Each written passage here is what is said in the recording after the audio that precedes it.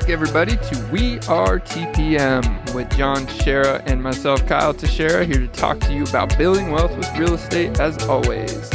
So this week, we are going to be talking about BRRRR. It's cold in here. What's our topic today, John? It's the BRRRR strategy. What does BRRRR stand for other than the weather we're about to get here in Texas? So real quickly, BRRRR stands for Buy, Rehab, Rent, Refinance, and Repeat. So we're going to go through all those steps and how to use this strategy to invest in real estate. So that was buy, rehab, refinance, buy, rehab, rent, repeat. No, I can't even get it. There's buy, rehab. You're going to get it. I know you are. Do it, Kyle. You can do it. Rent, refinance, repeat. There you go. So this came up because this is an old strategy. It's not a new strategy by any means whatsoever. And even this BRRRR strategy term has been coined. That's not a new term either. However, it seems to be taking off on social media lately. So every once in a while when these things kind of go, I don't want to say it's going viral, but I'm seeing it a lot on social media. And I thought coming into winter, it'd be a great time to demonstrate how this strategy works to our audience as we come into the winter months, and maybe there's more opportunities to do this. I want to clarify that you did not find this strategy on social media, though, right? No. As you very well know, I've used this very strategy many times. Yes. I have just been seeing people talk about it. And label it BRRRR. And labeling it BRRRR strategy. Exactly. Yes. All right. So, the first part of this is buying. And that's probably the part of this conversation that we need to talk the most about, because we could have entire podcasts on just this part, right? How do you buy? How do you buy something that needs rehab? So one of the obstacles people have is when they buy something in a conventional fashion, most people need a loan. Okay, let's just pretend we need a loan. Either you have cash, which means you can do it whatever you want, or you need to use other people's money to buy the home. And a conventional loan, FHA, VA, all the ways that we conventionally do that, you can't buy a home that needs too much repair, right? You could buy, on a conventional loan, you could buy a home that needs some repair, some cosmetic repair, but that's about it. You need something that has foundation work required and needs a new roof and needs a complete rehab. You're not using our conventional means to buy that home. Yeah, generally not. And we went over this last week, actually, hard money and the different financing options to acquire that. So, you want to get a good deal for it, but also find a way to buy it. Yeah, we're going to need to bring one of my good friends is a hard money lender. We're going to need to bring him in here to talk more about hard money loans. But that's the easiest way to do this. But the hardest part of the strategy right now in the winter of 2021, okay, is finding the deals that match what a hard money lender will do, right? So most of them want 70, some are starting to push to 75%. I've even heard 80% recently out of a hard money lender. So even if they go 80%, what that means is they're willing to lend you 80% of, we call it ARV, and that stands for after repaired value, okay? And if they're willing to do, let's just use the 80% for a moment, on a home that you're going to be able to sell afterwards for $300,000 means you have to buy it for $240,000. The reason why that's hard right now, even when you have to do repairs, is because there is so little inventory that people are even clamoring for those homes and paying more than what they would normally pay for those homes as well. Yeah, we went in depth on all that in last week's episode, but the point is you want to acquire properties. Step one, right, of the BRRRR strategy is get that as an investment property. So all those details of how you make it worth it for an investment property do matter, but step one is acquire an investment property. Good job. Way to bring us back to what we're talking about, Kyle. I love it. So you have a property and you need to take it down, whether you're using cash, hard money, whatever you're using, right? If you use hard money, then, that's almost like cash, right? We're usually able to close in about a week's time with hard money. Mm-hmm. So it's pretty much the same timeline as if you had cash, because you're still going to want to do title and all that good stuff. So we lock it down, we buy it. Talk a little bit about the hard money loan, okay? The hard money loan is a little bit more expensive, higher interest rate. It's interest only. It's meant to be a short-term financing strategy so that you can purchase something and resell it, or in this case, refinance it. Mm-hmm. Yeah? But that's not step two. That's not step two. Step two is rehab. Step two is rehab, which sometimes the hard money lender will help you with that as well if you don't have the capital. So if you buy it good enough, I'm going to use an example that I ran through with a client yesterday. He's got a grandfather who is selling him a home that I estimated at $185,000 value. He's selling it to him for $40,000. In that example, there's plenty of money if he needed a hard money lender to sell it, to help him with that, to give him the purchase money, the closing costs, and the rehab costs to rehab that home, because he's buying it so much lower than the after repaired value.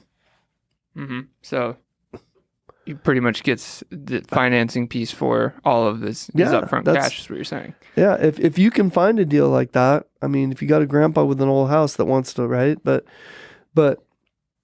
that's the tough part, is finding those deals. But if you can do it, hard money lenders will do that all day long, because all they care about is, it's called asset-based lending. So that's all they care about, is that they have an asset that's able to, what's the C word I'm looking for?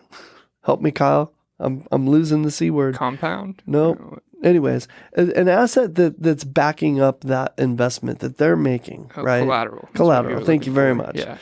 It's collateralizing the loan. My 51-year-old brain stopped working there for a moment. My apologies. But it's collateralizing it, and that's all they care about, right? Are they going to be okay if things go bad? Are they going to be able to get their money back out? They don't care about your credit.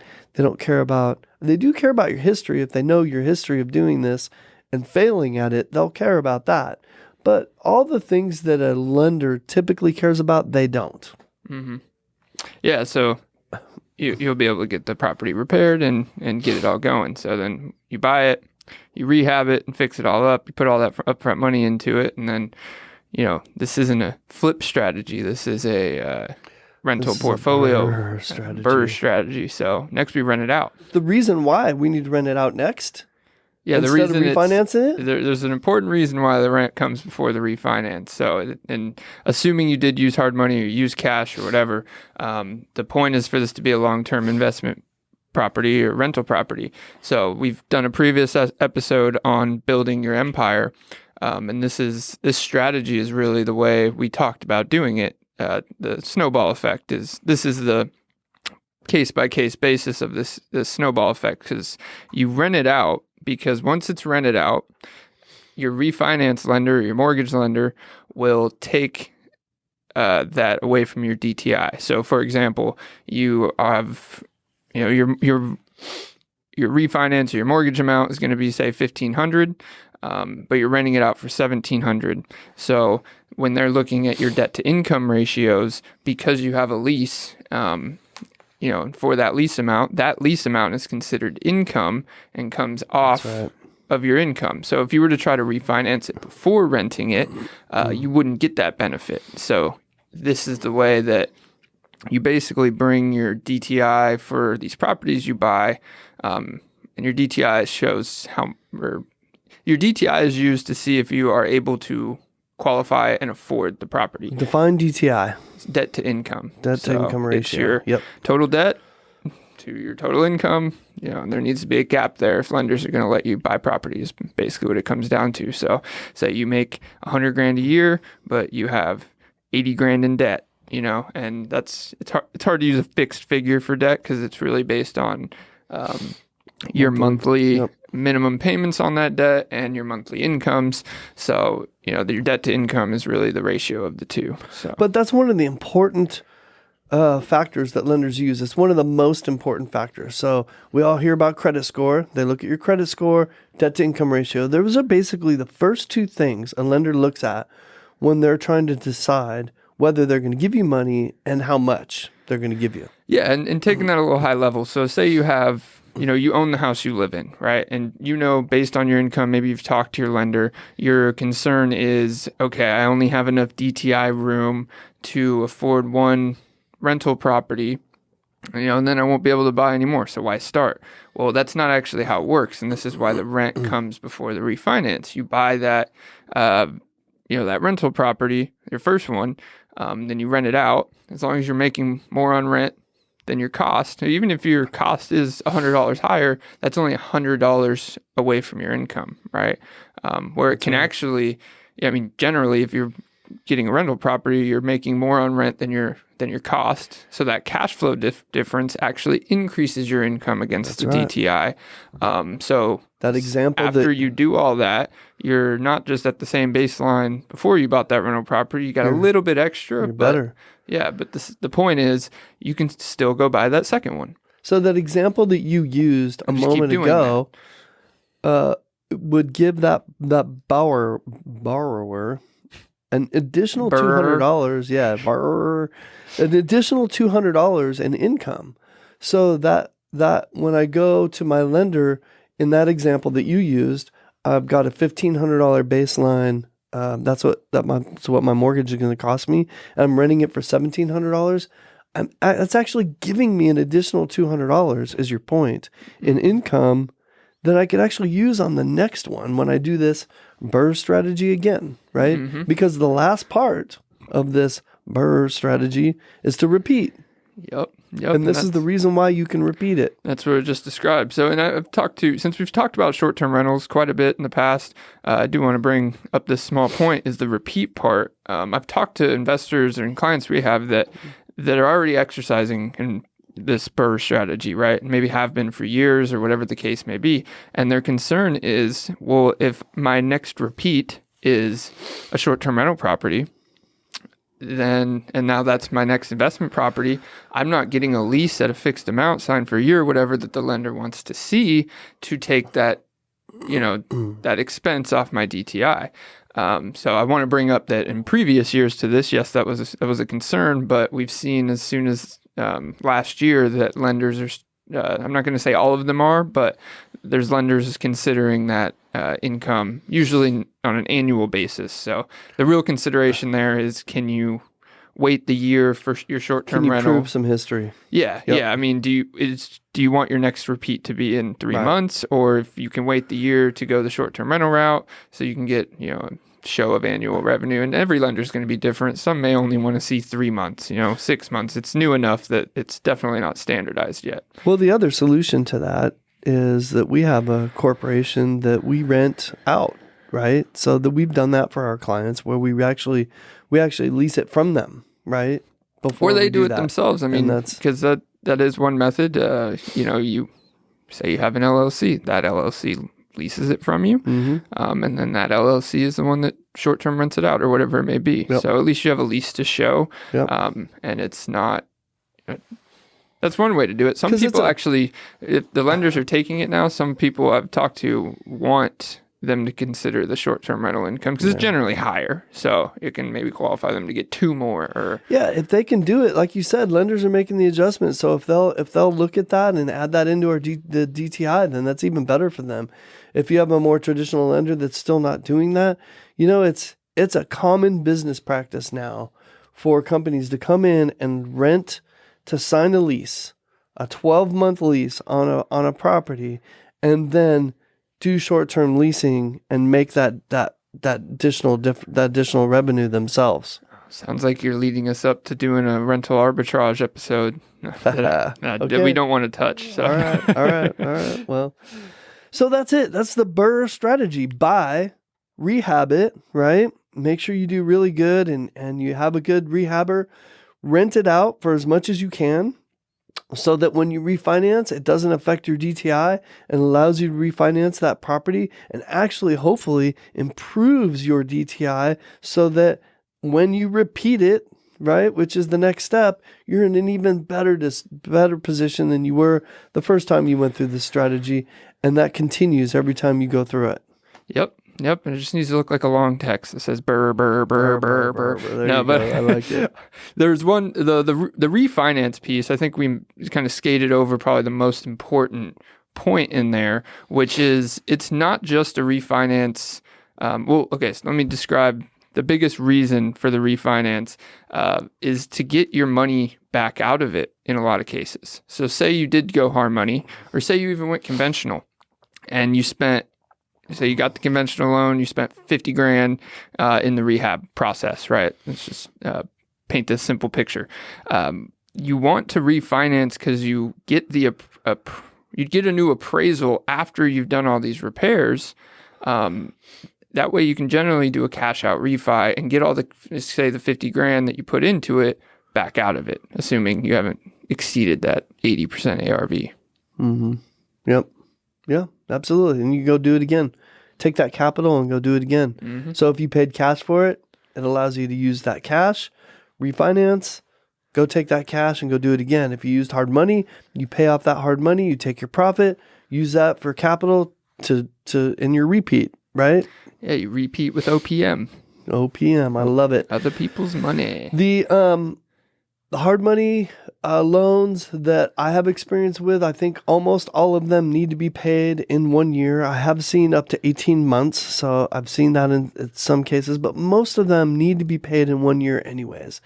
And I know that in this strategy, when you refinance, it's important before you even do step 1, it's important that you talk to your lender about step 4, right? Because you want to make sure you know you can do it and not go through these steps and get to the refinance part and go, oh no, there's a problem. And you also want to understand how, when you do that, affects your interest rate and how much you can pull out. So that will affect it. If you rehab it really fast and you're within 90 days, I think it is, that will change what that refinance looks like than if you wait 6 months to do it, right? It might change the interest rate. It might change the amount you're able to pull out. And even at a year, most lenders like to see that you've had something for a year before they do this. In this strategy, you typically can't do that because, well, you should be able to, because when I said 12 months, the hard money lenders really are doing it for 13 months is really what it is. So there's time there for you to close on something right at the 12-month mark. But that's cutting it close. Yeah, and you don't want to hang on to hard money Who wants for 12 months. Exactly. So, exactly. Yeah, you definitely don't want to do that. But you're not building any wealth while you have that hard money loan. I shouldn't say that. You're not building as much wealth. You're paying for time is the way I like to look at it. So the shortest timeline you can put on it, it's the shortest amount you pay for that premium. And another way to, we said this gets better and it gets your DTI better, but if you repeat this enough times, it actually makes your, not only your ability to purchase these things, but your buying power gets better because you can you open yourself up to products such as bulk loans, so and backed by your property. So I was just gonna ask you, Kyle, if we could parlay this podcast into a podcast about bulk loans. Oh, we will, but just in general sense, it's so like, say you have 10 properties now, you can collateralize those 10 properties maybe into one bulk loan that, now they're like, okay, well, we'll give you financing for more 3 because it's all grouped together. So there's a lot of different financing options that come up in products that you open yourself up to once you build that portfolio. And then the repeat gets easier and you could have 3 BRRRRs going on at the same time. So I heard rumors that Fannie Mae opened up the amount of properties that they'll allow you to carry from 10 to, I think it was 20. I don't know if it's already been done, if it's in the process, if they're thinking about it. I don't know the details. Rumor stage. Yeah, about a month and a half ago, it was still 10. So I don't know if that's changed since then. Doubtful. But I know there's talk of it. I've spoken to a couple of investors. Both have heard some wins about that happening. And usually when that happens, that's kind of what's on the horizon. So it wouldn't surprise me. They want the government wants more of us individual investors owning rental property than what we would call institutional investors that are coming in with, millions and billions of dollars and buying up a whole bunch of properties. So, yeah, which isn't it's sometimes framed in a negative light. I mean, there are negative points to that, but you do want some, the institutional investors play a good role in any market, right? They hold things up, right? So if they get completely out of the housing market, that wouldn't be good either. So, but yes, they're incentivizing it not, the scale not going in their favor, right? They're not owning more than half or whatever. I think that it's tipping too far. I think they're just trying to make sure that we build wealth with the middle class here in America. And if you have too high of a percentage of our rental housing owned by institutional investors, that starts to put wealth in the hands, take wealth away from the middle class, so to speak. And that's kind of not how we're built. Oh, there's a lot of negative effects to it. Yeah. I'm just saying the ratio needs to be lower, is what you were saying. We're getting off topic, Kyle. I think this was a really simple strategy, this BRRRR strategy. Hey, listen, if you have any questions, you want to know how to get started with this BRRRR strategy, because we got deals that come across our desk every single day. And I don't take advantage of all of them because I can't, first of all. Two, they're all over DFW, and I don't really, my personal properties, I like to stay closer to home just because we have so many opportunities. And so if you're wondering, if you're in Louisville and you're like, hey, I'd really like to buy one, I can keep an eye out for an opportunity in Louisville.